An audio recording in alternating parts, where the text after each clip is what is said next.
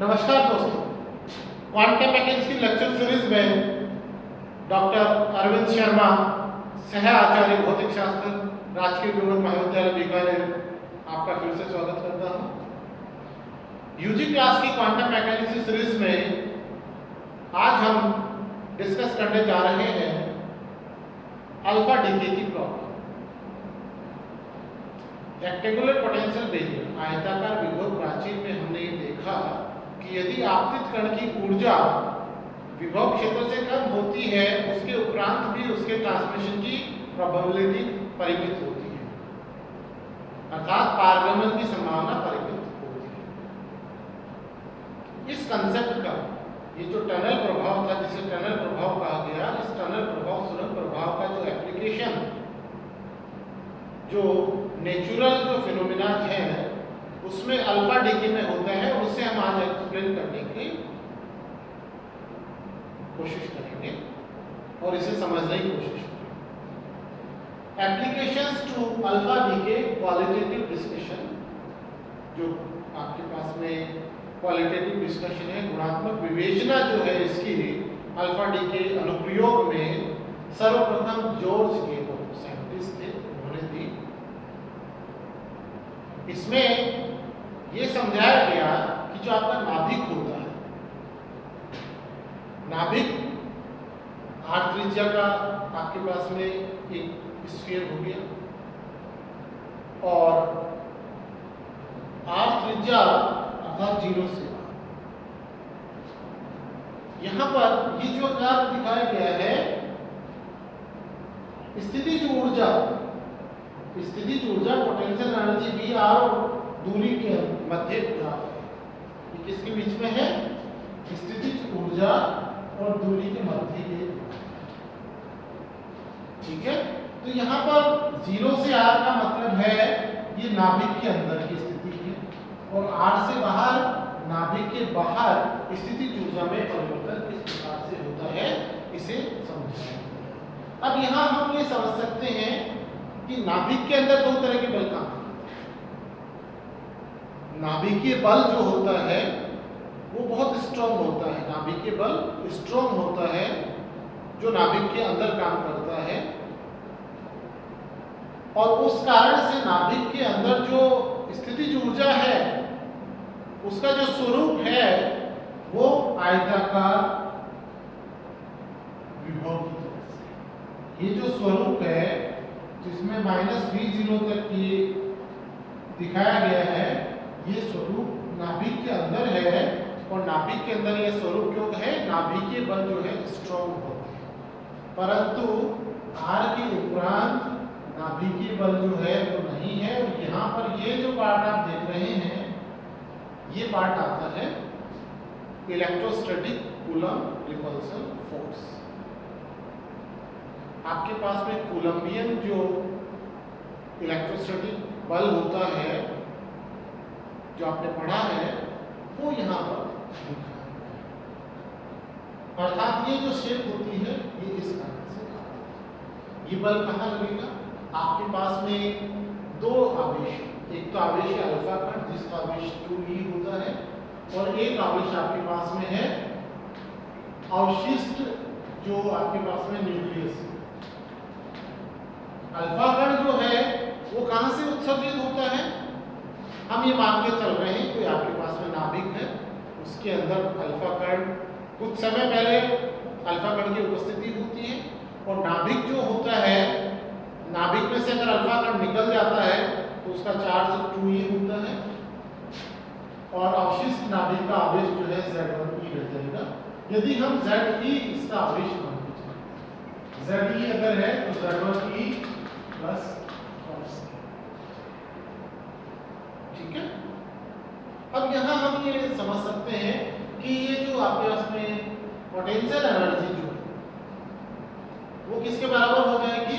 Vr = twice Z1 e² / 4πε0, जो दूरी के साथ इस प्रकार से परिवर्तित हो रही है नाभिक के बाहर। और नाभिक के अंदर हमने देखा नाभिकीय बल के कारण से ये स्क्वायर वेल जो है यहाँ पर -v0 का स्क्वायर वेल यहाँ बनता है। अब यहाँ हम ये समझ सकते हैं कि r बराबर 8 से आरसी वो दूरी है जहां पर v का मान और e का मान बराबर हो। ये बिंदु कौन सा है? जहां r जहां e और v का मान v equal to e equal to v RC. यहां से हम आरसी निकाल सकते हैं। आरसी इक्वल टू आ गया 2z1 e square upon 4/sin। ये जो कॉमन फॉर्मूला हुआ किसी भी एटम के लिए। अब हम पर्टिकुलर कोई एग्जांपल लेके चलते हैं जिसमें एक एग्जांपल आपके दिया हुआ है पोलोनियम। पोलोनियम 84204 ये आपके एटॉमिक नंबर हो गया, ये आपके एटॉमिक मास हो गया Z। और इसकी जो ऊर्जा का मान होता है 5.4 MeV होता है। Z1 कितना रह जाएगा? 82 रह जाएगा। यहां से यदि हम आरसी का मान निकालें, अगर हम आरसी का मान कैलकुलेट करते हैं यहां से, तो आरसी का मान आता है 4.3 × 10⁻14। That means 43 Fermi. इसी प्रकार से अगर हम आर कैलकुलेट करें, हमें पता है आर का जो फॉर्मूला होता है R = R0 a⁻1/3 होता है, जो आप अपने न्यूक्लियर फिजिक्स में पढ़ते हैं। 12th में भी ये फॉर्मूला आया हुआ है R0 a⁻1/3। R0 यहाँ पे कांस्टेंट होता है जो आपके 11 फर्मी के बराबर है। a यहाँ पर आ गया पोलोनियम का आपके एटॉमिक मास 204। इन मानों को रखते हुए जब हम इसे कैलकुलेट करते हैं तो R का मान आता है लगभग 6.5।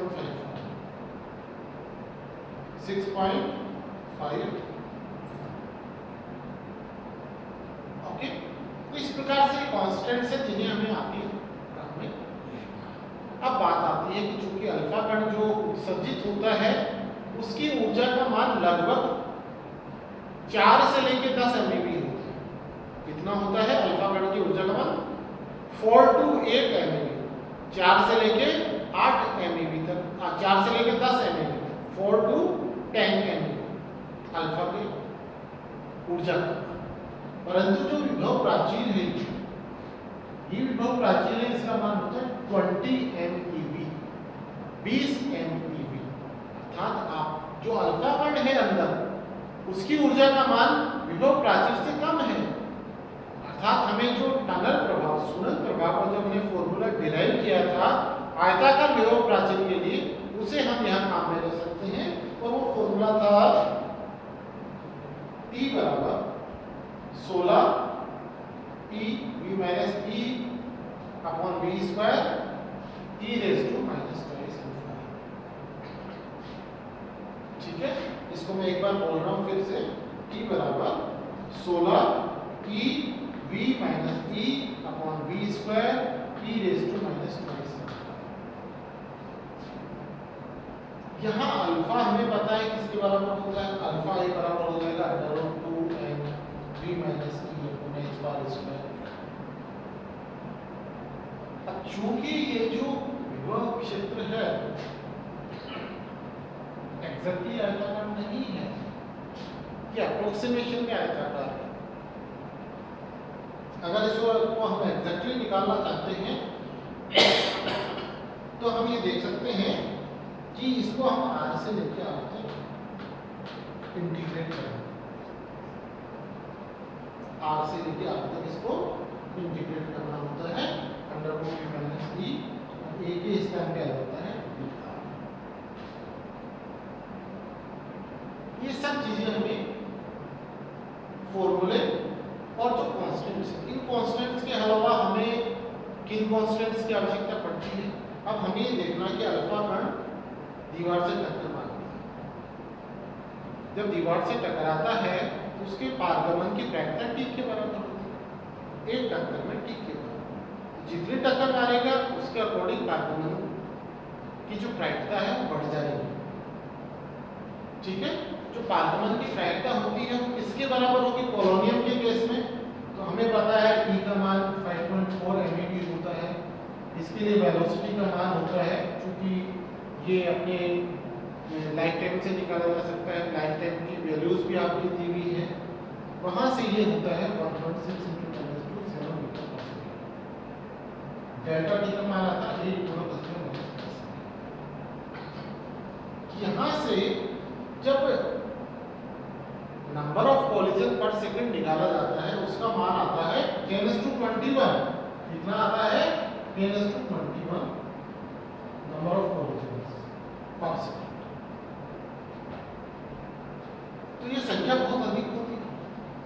इस प्रकार से जो प्रायिकता का मान हो जाएगा, प्रायिकता का मान यहाँ पर आ जाएगा P बराबर 10⁻21 इंटू टी पर सेकंड। कितना आ जाएगा? पर सेकंड। 10⁻21 इंटू टी पर सेकंड। इस प्रकार से जैसे जैसे टी का मान कम होता है वैसे वैसे टी का मान कम होता है। और ये सब किस पे निर्भर करता है? ये निर्भर करता है कि इसकी चौड़ाई कितनी है और आपतित कण की ऊर्जा, अर्थात ये सब चीजें तो कांस्टेंट होती है।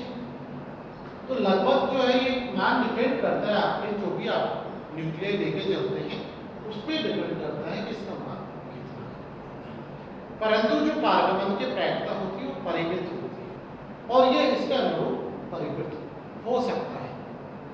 और इसकी जो व्याख्या की थी जॉर्ज गेमो के द्वारा सर्वप्रथम व्याख्या की गई थी। तो इस प्रकार से टनल प्रभाव से अल्फा डीके को समझाया जा सकता है कि आप जो अल्फा डीके की ऊर्जा है वो 4 से 10 MeV होती है। जो प्राचीर की जो ऊर्जा है 20 MeV उससे कम होते हुए भी सुरंग प्रभाव के आर्गुमेंट के अकॉर्डिंग अल्फा डीके की नाभिक के बाहर निकलने की संभावना परिमित है। धन्यवाद दोस्तों, फिर मिलेंगे क्वांटम मैजिक्स लेक्चर सीरीज में। धन्यवाद।